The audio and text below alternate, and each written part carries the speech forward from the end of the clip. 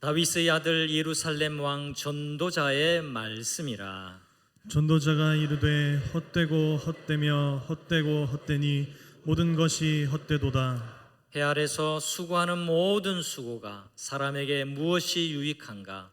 한 세대는 가고 한 세대는 오되 땅은 영원히 있도다. 해는 뜨고 해는 지되 그 떴던 곳으로 빨리 돌아가고, 바람은 남으로 불다가 북으로 돌아가며 이리 돌며 저리 돌아 바람은 그 불었던 곳으로 돌아가고, 모든 강물은 다 바다로 흐르되 바다를 채우지 못하며 강물은 어느 곳으로 흐르든지 그리로 연하여 흐르느니라. 모든 만물이 피곤하다는 것을 사람이 말로 다 말할 수는 없나니 눈은 보아도 족함이 없고 귀는 들어도 가득 차지 아니하도다. 이미 있던 것이 후에 다시 있겠고 이미 한 일을 후에 다시 할지라. 해 아래는 새 것이 없나니. 무엇을 가리켜 이르기를 보라 이것이 새 것이라 할 것이 있으랴. 우리가 있기 오래전 세대들에도 이미 있었느니라. 이전 세대들이 기억됨이 없으니 장래 세대도 그 후 세대들과 함께 기억됨이 없으리라. 아멘. 첫인상은 대단히 중요합니다. 하지만 첫인상이 항상 맞는 건 아니에요. 첫인상이 부정확한 경우도 있습니다. 여러분에게 전도서의 첫인상은 어떠십니까? 무엇입니까? 그렇게 밝지가 않으실 것 같습니다.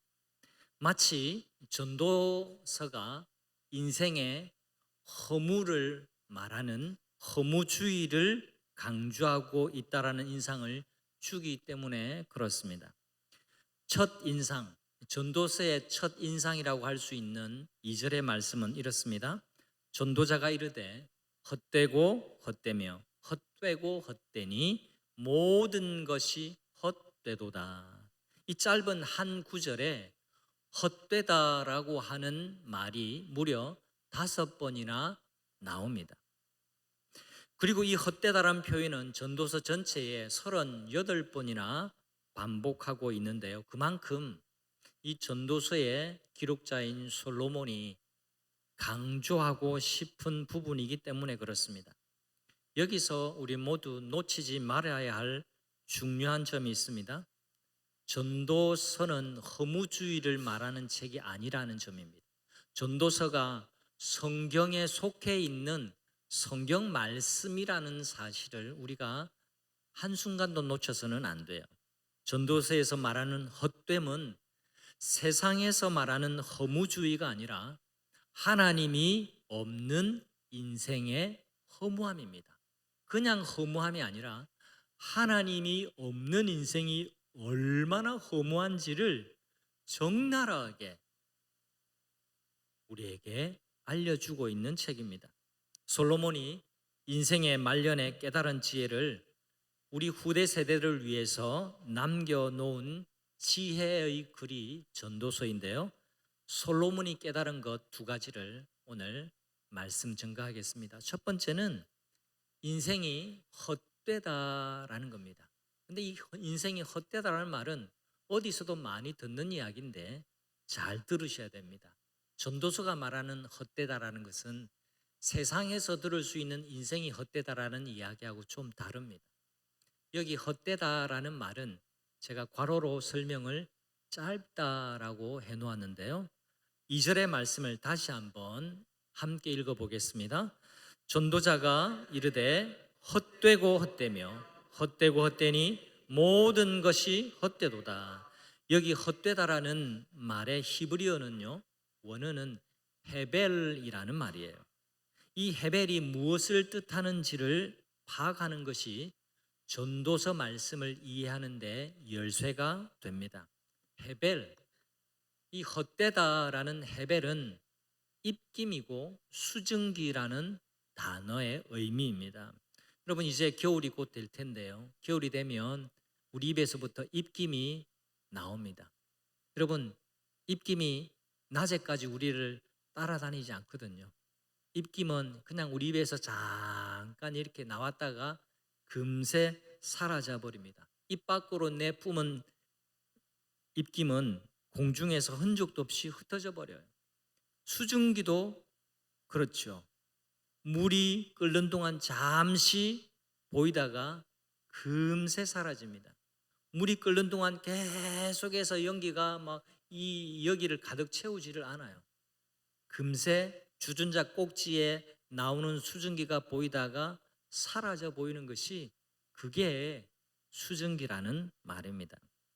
이처럼 잠시 존재하다가 사라져 버리는 것이 해벨입니다. 우리 다른 성경 시편 62편 9절 말씀을 제가 보겠습니다. 이렇게 말씀이 있습니다. 아 슬프도다. 사람은 해벨이며 입김이며 인생도 속임수이니 저울에 달면 그것은 입김보다 가벼우리로다. 또 신약 야고보서에 보면 이런 말씀이 있습니다. 내일 일을 너희가 알지 못하는도다. 너희 생명이 무엇이냐? 우리 생명에 관해서 이렇게 정의합니다. 너희는 잠깐 보이다가 없어지는 뭐라고요? 안개니라. 인생이 물 안개처럼 순식간에 사라져 버린다라는 것을 아는 것이 지혜로운 삶의 출발점이 된다라는 설명이에요. 제가 어릴 때부터 들었던 이야기가 있습니다. 인생의 속도에 관한 것인데요. 이건 물리적으로 이해하려고 하면 안 돼요. 근데 제가 어릴 적부터 이런 말을 들었습니다. 30대는 인생이 30km로 가고 40대는 40km로 50대는 50km로 간다. 60대면 아시겠죠? 순식간에 갈수록 인생의 속도의 체감이 빨라진다라는 겁니다. 그러니까 우리 인생이 얼마나 빠른지를 살면 살수록 느끼게 된다라는 겁니다. 저도 제 머리에 흰머리가 이렇게 생길지 옛날에는 꿈에도 생각하지 못했습니다. 제가 노안이 와가지고 글씨를 볼 때 이렇게 볼 것이라고는 제가 상상도 하지 못했습니다. 그런데 제게도 그런 날이 오고야 말았습니다. 남 일이라고 별로 신경 안 쓰지만 저는 제법 진지합니다. 여러분들도 다 마찬가지잖아요. 언제 내가 이 노인의 몸에 들어와 있는지 모르겠다. 이런 마음이 여러분에게도 있으실 겁니다. 아니, 내가 언제 이렇게 노인이 되어 버렸나? 그게 인생이라는 겁니다. 인생이 순식간에 사라질 입김과 같고 수증기와 같다라는 것을 알면 삶을 바라보는 관점이 달라집니다. 여러분, 알렉산더 대왕이라는 분이 계세요. 전 세계를 가장 넓게 정복한 사람 중에 한 사람입니다. 3대 정복 왕이 있는데요. 나폴레옹, 이 알렉산더, 징기스칸, 이 세 사람이 가장 넓은 영토를 정복했던 영웅으로 그렇게 알려집니다. 이 알렉산더 대왕은 21세의 왕이 되는데요. 이 왕자 시절에 이제 궁중에서 수업을 받는데 그를 가르쳤던 교사가 유명한 철학자 아리스토텔레스였습니다. 아리스토텔레스와 알렉산더 사이에 이런 얘기가 전해져 오는데요. 어느 날 선생님 아리스토텔레스가 야망에 차 있는 알렉산더에게 이렇게 묻습니다. 왕이 되면 무슨 일을 하려고 하십니까? 이렇게 대답합니다. 예, 스승님, 제가 히랍을 통일하려고 합니다. 그래요. 그 다음은요? 그 다음에는 소아시아를 정복하겠습니다. 그 뒤에는요? 그 다음에는 팔레스틴과 이집트를 정복할 겁니다. 그 다음에는요? 그 다음에는 페르시아를 그리고 인도를 손에 넣을 겁니다. 인도를 정복하고 난 다음에는요? 그리고 머뭇거리다가 알렉산더가 대답을 합니다. 그 다음에는요? 임도를 정복하고 난 다음이면 저는 죽겠죠. 아리스토텔레스가 마지막 한마디를 더 해줍니다. 그래요. 그렇다면 멀리 돌아다니다가 죽으나 지금 죽어버리나 별로 큰 차이가 없겠습니다. 알렉산더는 21살의 왕이 되고 12년 8개월을 왕으로 지내면서 방금 말했던 것처럼 그 일대를 가장 넓은 영토를 얻는 대왕이 됩니다. 그리고는 젊은 나이 33세에 안타깝게도 일찍 죽게 되는데요. 그는 어릴 때 꿈처럼 더 정복할 땅이 이제는 없다라고 할 정도로 많은 땅을 정복했지만 죽을 때에 이런 유언을 남깁니다. 내가 죽으면 관 밖으로 구멍을 내서 내 손을 이렇게 내놓고 장례를 하라. 이런 유언을 남기고 그는 죽습니다. 빈손으로 가는 인생이라는 것을 보도록 그가 아리스토텔레스의 말처럼 실컷 돌아다니다가 빈손으로 죽었다라는 것을 많은 사람들이 보게 해 주었습니다. 성도 여러분, 성경은 알렉산더와 똑같이 33년을 세상에서 사셨던 예수 그리스도를 바라보게 합니다. 이 전도서도 허물을 노래하고 그냥 우리 마음 가운데 우울감을 주는 그런 성경이 아니라 우리가 헛된 인생이니까 이 헛된 인생이 어떻게 하면 헛된 인생이 안 될 수 있을지에 대한 그 복음을 증거하는 책이 전도서입니다. 목수의 아들로 태어나서 3년 동안 하나님의 일을 이 땅에서 하셨고 십자가에서 예수님은 죽으셨습니다. 예수님은 십자가에서 마지막 한마디를 남기셨습니다. 다 이루었다. 테텔레스타이. 알렉산더 대왕의 마지막 말과는 너무나 대조가 되는 말입니다. 전도서 첫 부분에 헛되고 헛되니 모든 것이 헛되도다라고 5번이나 강조한 이유는 짧은 인생이 아니라 하나님을 바라보도록 하기 위해서입니다. 허물을 노래하는 것이 아니에요.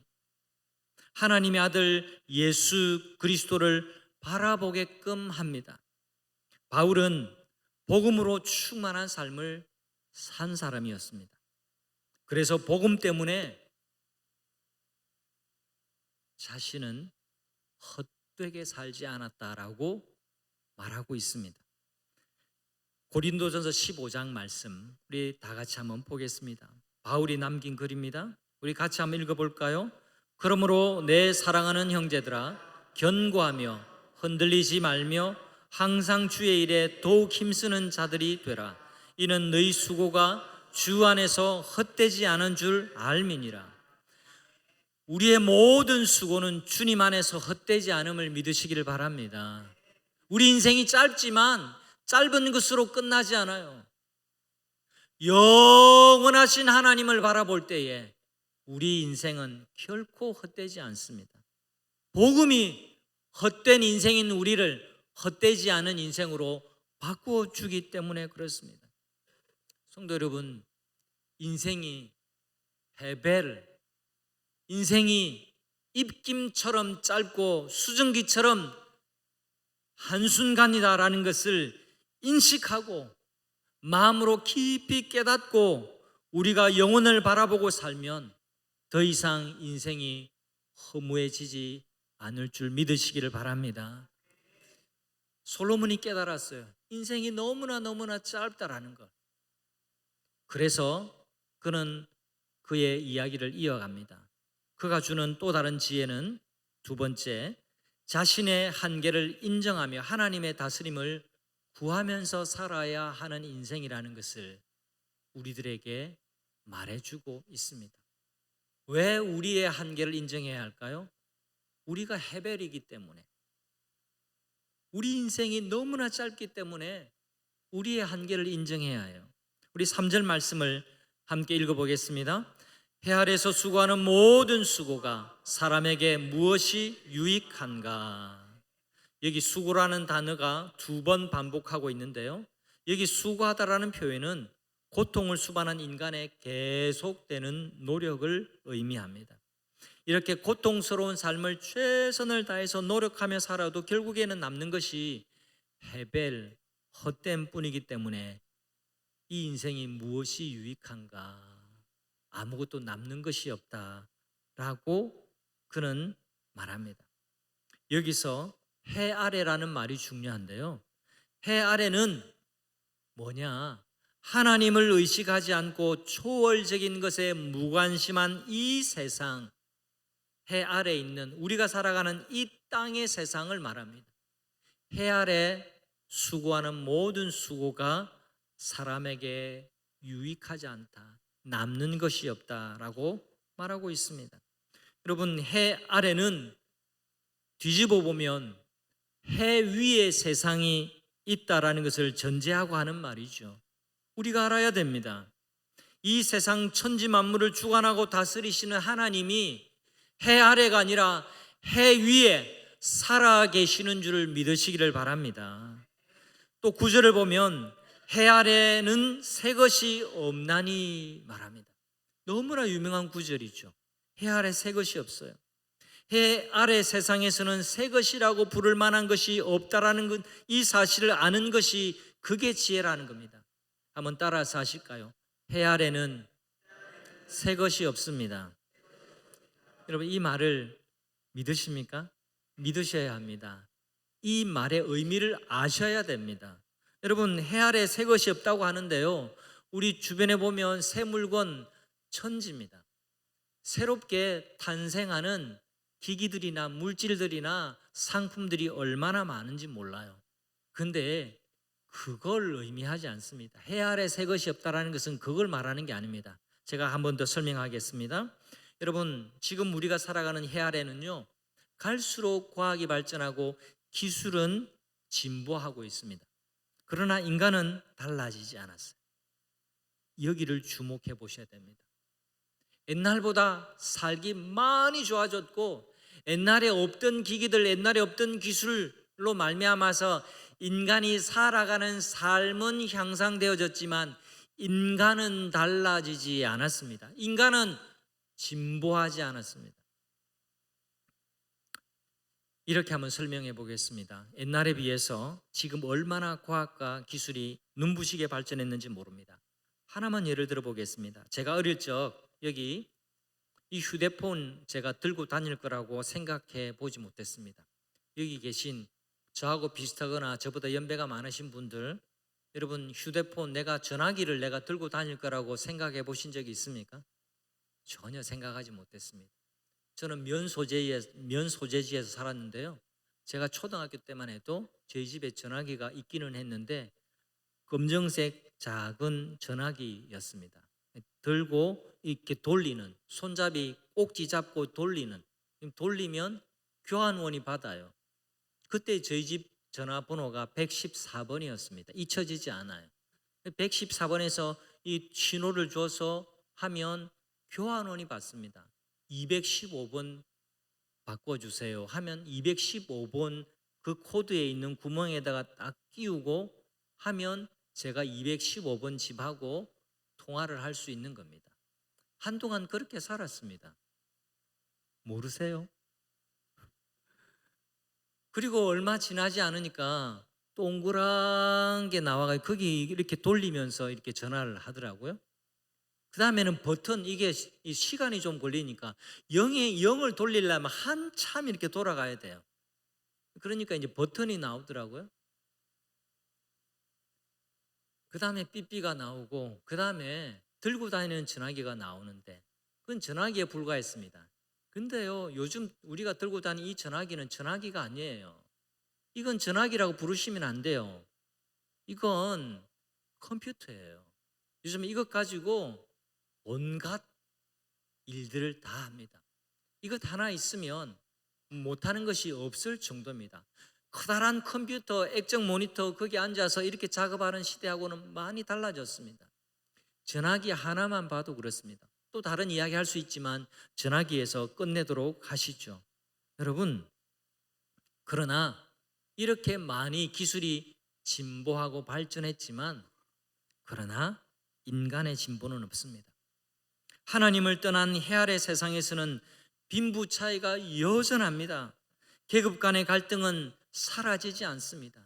이렇게 전화기가 스마트폰으로 또 AI 시대까지 오기는 했지만 인간의 부조리는 달라진 것이 없습니다. 갈등이 사라지지 않습니다. 차별은 없어져야만 하지만 차별이 있습니다. 여러분, 도시에도 도시 빈민들이 얼마나 많은지 몰라요. 시골에만 가난한 사람들이 있는 게 아닙니다. 오히려 거꾸로 시골에 오히려 더 윤택한 사람이 더 많을 수도 있습니다. 여러분, 자크 엘윌이라는 사람은 이런 말을 했습니다. 징기스칸은 칼로 사람을 죽였고 우리는 원자탄으로 사람을 죽였습니다. 여러분, 이 말의 뜻이 무엇인지 이해가 가십니까? 여러분, 인간의 윤리적인 수준은 여전히 밑바닥이에요. 과학이 발전하고 기술이 진보해도 인간의 윤리적인 수준, 인간의 인식, 인간의 죄성 때문에 그 수준은 여전히 밑바닥입니다. 곳곳에 전쟁이 있고 전쟁으로 수많은 어린아이들과 일반 시민들이 죽고 다치고 가난에 내몰립니다. 해 아래 살아가는 인간은 탐욕을 통제하지 못합니다. 끊임없이 이 해 아래의 것들을 추구해 갑니다. 1절에서 솔로몬은 자신을 이렇게 소개해요. 자신을 세 가지로 소개하는데 다윗의 아들이라고, 좋은 집안의 사람이라는 뜻이죠. 그리고 예루살렘의 왕이라고, 절대 권력자라고 이야기합니다. 그리고 자기를 전도자라고 말합니다. 히브리어 성경에 보면 전도자라는 말이 더 앞에 와 있습니다. 전도자인 이 코헬렛, 이게 모으는 사람, 지혜를 가져서 지혜를 듣게 하려고 사람들을 모으는 사람인데 전도자인 나라고 그렇게 이야기를 합니다. 여러분, 1절의 말씀을 제가 좀 풀어서 이렇게 한번 여러분에게 설명해 보겠습니다. 전도자로서 내가 여러분에게 말합니다. 여러분이 알다시피 내가 다윗 왕을 이은 그의 아들입니다. 내가 왕이지 않소. 나는 예루살렘을 다스린 왕이었습니다. 내가 바로 그런 사람이었습니다. 그러니 여기에 와서 내 말을 한번 들어보세요. 그리고 그가 하는 말이 인생이 헛되니 모든 것이 헛되도다. 해 아래서 하는 수고가 아무런 유익이 없다. 이런 말을 남기고 있습니다. 여러분, 3절 말씀 다시 한번 보겠습니다. 해 아래에서 수고하는 모든 수고가 사람에게 무엇이 유익한가? 여러분, 아무나 이 말을 하면 그냥 넘길 수 있는 말이지만 다시 1절을 생각해 보세요. 모든 것을 가지고 모든 것을 누렸던 왕이요, 가장 똑똑한 사람으로, 가장 지혜로웠던 사람으로 알려진 솔로몬이 남긴 말입니다. 절대 권력을 가졌던 사람입니다. 사실 우리도 일생 동안 통제력을 갖기 위해서 수고하면서 삽니다. 사람들이 왜 돈을 많이 벌려고 할까요? 내 인생에 대한 통제력을 가지고 싶었습니다. 이게 인간의 욕망이에요. 돈만 있으면 내가 그 돈을 쓰면서 내 인생을 즐기고 누릴 수 있다라고 생각하기 때문에 그렇습니다. 결국 돈이 내 인생을 내가 스스로 통제할 수 있게 하는 굉장한 권력이라고 생각하는 것이죠. 돈이 있으면요, 나 자신의 인생도 통제할 수 있고 뿐만 아니라 다른 사람들도 통제할 수 있다라고 생각합니다. 돈으로 사람을 부리고 통제하는 맛을 들이는 것이 권력이에요. 솔로몬이 이렇게 말합니다. 내가 다 해봤는데 내가 누구보다도 지혜로웠던 사람 아닌가? 내가 다윗 집안의 사람이고 내가 절대 권력을 가졌던 왕이었지 않은가? 내 말을 들어보세요. 내가 이 모든 것을 다 해봤는데, 내가 가질 만큼 가져보고 누릴 만큼 누려보고 즐길 만큼 즐겨보았는데, 이 모든 것이, 해 아래서 하는 모든 것이 유익한 것이 없었습니다. 남는 것이 없었습니다. 14절 제가 읽어드릴게요. 내가 해 아래서 행하는 모든 일을 보았노라. 보라, 모두 다 헛되어 바람을 잡으려는 것이로다. 여러분, 흘러가는 바람을 잡을 수 있는 사람이 있나요? 잡을 수 없습니다. 마치 바람을 잡으려는 것과 꼭 같았다라고 그가 말하고 있습니다. 사실 하나님은 솔로몬에게 누구에게도 없는 지혜를 주셨어요. 하지만 그 지혜를 자신만을 위해서 썼고 하나님께서 원하신 대로 사용하지 못하고 그는 일평생 어리석게 살았다라고 고백하고 있습니다. 15절은 이렇습니다. 그가 이제 정신 차리고 깨닫고 난 다음에 하는 정리된 말이에요. 구부러진 것도 곱게 할 수 없고 모자란 것도 셀 수 없도다. 여러분, 이게 절대 권력자가 할 수 있는 말인지 한번 생각해 보세요. 절대 권력자가. 여러분, 여기 앞에 구부러진 게 있는데 내 마음대로 구부러진 것도 내가 바로 할 수 없는 그 무력감에 지금 하는 말이에요. 부족한 것, 솔로몬에게는 사실 부족한 게 없었습니다. 그런데 그가 이렇게 말해요. 부족한 것이 너무 많아서 헤아릴 수가 없을 정도다. 자신이 너무너무 부족하다. 많이 가진 줄 알았는데 그게 가진 게 아니다. 가진 것이 아니다라고 말하고 있는 겁니다.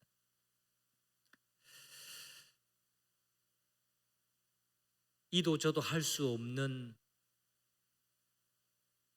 그 사실을 하나님 앞에 겸손하게 고백하고 있습니다. 성도 여러분, 오늘 자신을 전도자라고 소개하는 솔로몬의 고백을 귀담아 들으시기를 바랍니다. 모든 것을 다 가져보았고 최고의 권력을 누렸던 통치자로 살았던 사람이 마지막에 남기는 말이 헛되고 헛되며 헛되고 헛되다. 모든 것이 헛되다라면 우리 인생은 어떠할까요? 내 작은 물질과 내 작은 권력을 가지고 내가 드러내놓고 말을 안 해서 그렇지 잘난 척하고 내가 스스로를 통제하고 컨트롤할 수 있다고 생각하면서 산다는 것이 얼마나 우스운 일인가, 그걸 우리에게 보여주고 있는 겁니다. 여러분, 여러분이 여러분의 인생을 통제하고 여러분이 여러분의 인생을 원하는 대로 다 할 수 있다고 생각하는 것이 솔로몬 앞에 선다면 그게 참 우스운 일이라는 겁니다. 내가 내 인생을 통제하는 것은 불가능하다라는 것을 깨닫는 것이 지혜입니다. 내가 내 인생을 통제하는 것은 불가능하다라는 것을 인정하고 고백해야만 합니다. 그리고 하나님의 다스림 아래에서 겸손하게 살아야 합니다. 내가 연약한 존재임을 인정하며 사는 것이 그게 바로 지혜입니다. 또 그런 인생, 내가 연약한 인생이고 내가 내 삶을 통제하면서 사는 것이 아니라 하나님 다스림 아래에 사는 것이 가장 복된 인생이라고 깨닫고 사는 것이 지혜로운 인생이라는 것을 인정하는 성도님들 되시기를 바랍니다. 해 아래 세상에서 눈을 돌리십시오. 해 위에 계시는 하나님을 바라보면서 살아가는 성도님들이 되시기를 축복합니다. 누구든지, 우리 다 같이 고린도서 5장 18절 말씀을 읽겠습니다. 누구든지 옛 것은 지나갔습니다. 보십시오, 새 것이 되었습니다. 아멘. 여러분, 이제 가을입니다.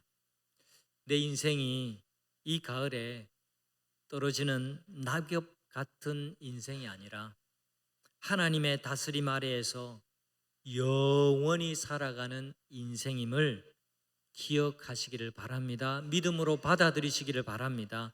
소망하시기를 바랍니다. 앞으로도 우리가 계속해서 전도서를 읽으면서